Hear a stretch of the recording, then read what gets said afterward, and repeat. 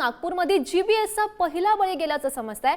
45 वर्षीय रुग्णाचा शासकीय मेडिकल रुग्णालयामध्ये मृत्यू झालाय। नागपूरच्या पार्टी परिसरात राहणाऱ्या 45 वर्षीय रुग्णाला 11 फेब्रुवारीमध्ये मेडिकलमध्ये उपचारासाठी दाखल करण्यात आलं होतं। या रुग्णाची प्रकृती गंभीर होती। दोनही हातपाय आणि चेहऱ्याला पक्षाघात झाला होता।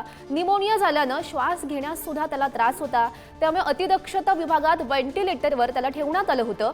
मेडिकलच्या आयसीयू मध्ये जीबीएसचे आणखी 2 पुरुष रुग्ण उपचाराखाली असून त्यांची प्रकृती सध्या स्थिर असल्याची माहिती मिळते।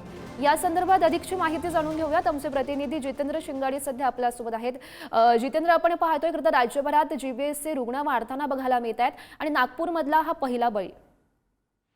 नक्कीच अतिशय धक्कादायक किंवा अशी माहिती म्हणावं लागेल, कारण जीबीएसचा या वर्षातील हा पहिला बळी आहे। 45 वर्षीय इसम जो आहे तो मेडिकलच्या शासकीय मेडिकल रुग्णालयामध्ये उपचारासाठी दाखल झालेला होता। तो जेव्हा आला त्याची परिस्थिती नाजूक होती, श्वसन घेण्यास त्रास होत होता, चेहऱ्याला आणि हातापायाला पक्षाघात झालेला होता आणि अशा परिस्थितीमध्ये व्हेंटिलेटरवर होते ते रुग्ण आणि त्यांचा मृत्यू झालेला आहे। गेल्या महिन्यात जानेवारी महिन्याचा जर विचार केला तर जानेवारी महिन्यामध्ये 6 रुग्ण शासकीय मेडिकल रुग्णालयामध्ये दाखल होते। त्यापैकी 2 हे बालक देखील होते। मात्र त्यांची उपचार करून त्यांना सुट्टी देण्यात आलेली होती। मात्र आता हा जीबीएसचा या वर्षीचा नागपुरातील पहिला बळी आहे। 45 वर्षीय हा रुग्ण असून नागपूरच्या पारडी परिसरातील राहणारा होता। त्याचबरोबर आता जी मेडिकलकडून जी माहिती उपलब्ध झालेली आहे त्यामध्ये 2 रुग्ण अजून आहेत जे जीबीएसचे, ज्यांच्यावर अतिदक्षता विभागात उपचार सुरू असून त्यांची प्रकृती स्थिर असल्याची माहिती मेडिकल प्रशासनाने दिलेली आहे। त्यामुळे जीबीएसचा आजार आणखी फोफावू नये किंवा